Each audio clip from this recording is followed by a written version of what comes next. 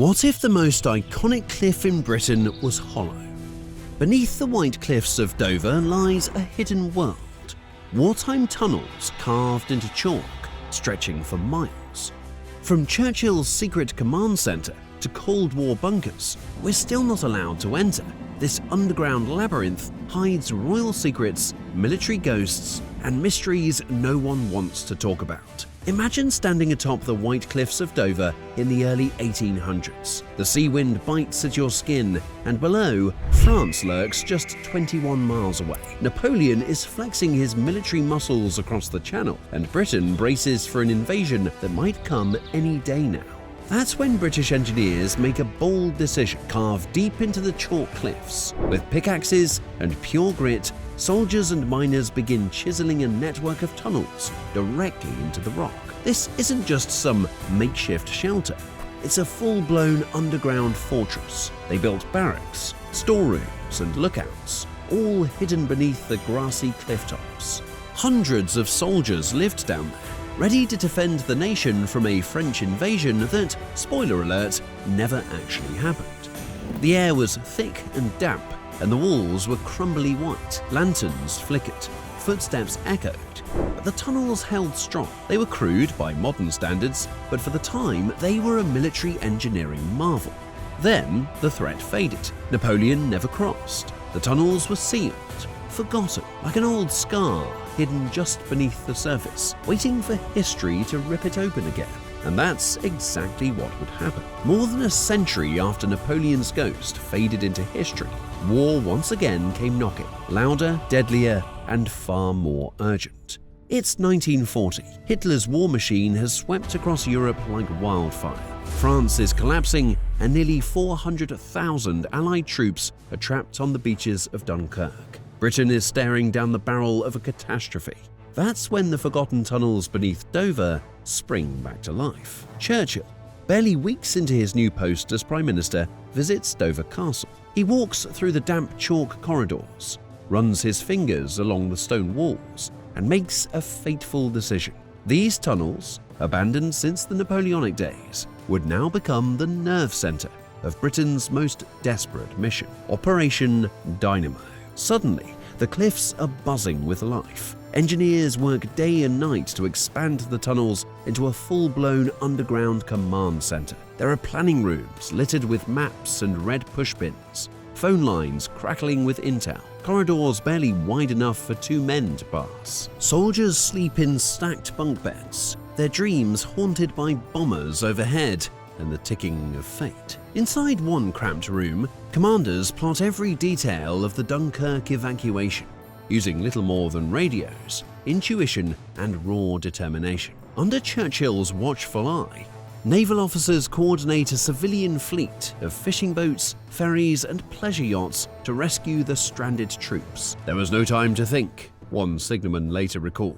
You just did what had to be done. We knew the lives of hundreds of thousands were on the line. For 9 days, the tunnels roared with urgency. The enemy was everywhere. The air outside was thick with smoke and the thunder of German bombs. Dover earned a grim nickname, Hellfire Corner. It was shelled, strafed, and bombarded daily, yet the command center never faltered. By the end of Operation Dynamo, 338,000 soldiers had been pulled from the jaws of defeat. It was, as Churchill later declared, a miracle of deliverance. But here's the question that lingers. How many knew that the entire operation, the maps, the orders, the midnight decisions were all made deep underground in tunnels carved by hand during a war most had forgotten? The fortress beneath Dover had found its purpose again, but its secrets were just beginning. The war may have ended, but the paranoia never did. As Churchill's Iron Curtain speech echoed across Europe and the nuclear age dawned, the Dover tunnels refused to sleep. Instead of being decommissioned, they went deeper. In the 1950s and 60s, under the shadow of Cold War dread, a new phase of construction began.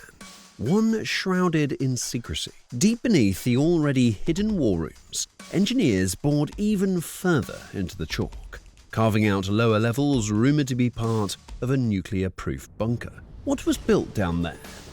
That's where the story fractures into classified files and whispers. Reinforced steel blast doors now rust shut behind warning signs. Airlocks and outdated filtration systems hinted a design meant to survive something far worse than Hitler's Luftwaffe. Some believe the deepest levels were meant as an emergency hideout for the royal family, a final fallback if London were turned to ash.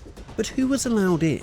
Only select officials with high security clearance. Maintenance crews, when questioned, would shrug or go silent. Rumours swirled.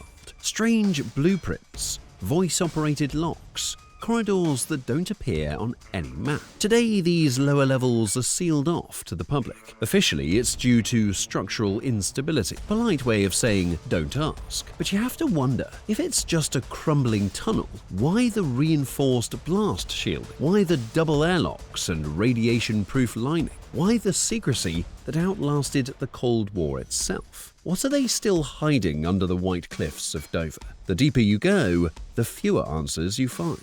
And for decades, explorers, conspiracy theorists, and historians have all asked the same thing. What's behind those locked doors? By the end of World War II, the Dover tunnels weren't just command centres. They had become a full-blown underground lifeline. Tucked beneath layers of chalk and secrecy, a hospital complex was constructed. Cold, fluorescent-lit corridors led to triage wards, operating theatres, and storage rooms packed with bandages, morphine, and surgical tools. If the cliffs above were burning, this was where you clung to life. But the story doesn't end with war. During the Cold War, strange additions started appearing. Thicker doors, reinforced walls, radiation scrubbers. The hospital remained, but something had changed. Declassified documents now hint at a dual-purpose facility. Officially, it was still a medical centre. Unofficially, it may have been retooled as a government survival shelter, a hidden hub where ministers, military brass, and essential personnel could ride out the unthinkable. In the 1960s, tunnel logs show unusual staff rotations. Technicians and communications officers embedded with hospital personnel. Why would a medical wing need encryption teams? Even more intriguing, a handful of documents reference Exercise Dark Cloud, a classified simulation run inside the tunnels, where mock nuclear fallout scenarios were played out in eerie detail. So what was the hospital really for? A place to save wounded soldiers? Or a smokescreen for a last resort bunker? The walls still echo with the sound of stretcher wheels and distant orders, but it's what we don't hear, the erased tapes, the missing blueprints, that makes the mystery even deeper. Maybe the real operation wasn't surgery at all, it was survival. By the Cold War, the tunnels were already steeped in secrets. But some say what lingers in the chalk isn't just classified, it's unexplainable. Whispers of the supernatural began not long after World War II. Soldiers who had spent nights in the hospital ward claimed they heard groaning from empty rooms. Nurses reported bedsheets moving on their own. A radio operator once insisted he heard Morse code being tapped on an unplugged machine. Over the decades, reports have only intensified. Visitors describe sudden cold blasts, even on windless summer days. Tour guides speak of shadowy figures darting across corridors long sealed to the public. One guest swore she saw a man in uniform standing silently in the war room, only to blink and find herself alone. Paranormal teams who've investigated the site captured spikes in EMF, electromagnetic fields, abrupt temperature drops, and disembodied whispers on their recorders. Skeptics blame faulty wiring or air pressure shifts, but believers, well, they think the tunnels remember. One of the most chilling accounts comes from a former tunnel guide named Callum. 3 nights in a row, while locking up the lower levels, he heard his name softly whispered from a pitch-black corridor that hadn't been opened in decades. On the 4th night, he left his badge and quit mid-shift. Are these echoes of trauma? Hallucinations born from claustrophobia and history? Or are the tunnels truly haunted by those who never left? Down here, under layers of war, stone, and silence, the dead might just be listening. Beneath the ghost stories and hospital relics lies something even more mysterious: the sealed-off levels. These are the deepest parts of the tunnel network, barred by rusted steel doors and warnings that scream, "Do not enter, unstable." But if you talk to the right people, those who once had clearance, another story starts to surface. A retired royal engineer, speaking under anonymity, described rooms lined with communications gear, old yet oddly advanced for their time. No records of them exist, no official diagrams, just whispers. Another former worker recalled large storage bays cleared out in the early 90s under heavy military presence. When asked what they held, his only reply was, "Let's just say you wouldn't want to be around if any of it leaked." Why all the secrecy? Was this a dumping ground for Cold War tech, a hidden lab, or worse, evidence of something the government never wants us to see? With those doors locked tight, and guards still occasionally seen patrolling the entrance, it begs the question, are these levels really unstable? Whatever lies beyond those sealed gates, one thing is certain, they were never meant for the public eye. We know these tunnels were once Britain's lifeline, where Churchill himself paced, cigar in hand, plotting the impossible. We know their walls witnessed both victory and fear, and that during the Cold War, they were dug even deeper, fortified for a threat that never came. But what we don't know is what's behind those sealed doors. Why do whispers and footsteps still haunt corridors abandoned for decades? Down here, uncertainty feels alive, and it listens. So, what do you think lies behind those sealed doors? Wartime secrets? Cold War tech? Or something far more unsettling? Whatever it is, the cliffs of Dover aren't done whispering. But if you thought these tunnels were eerie, wait until you see what's hiding beneath New York in next week's video.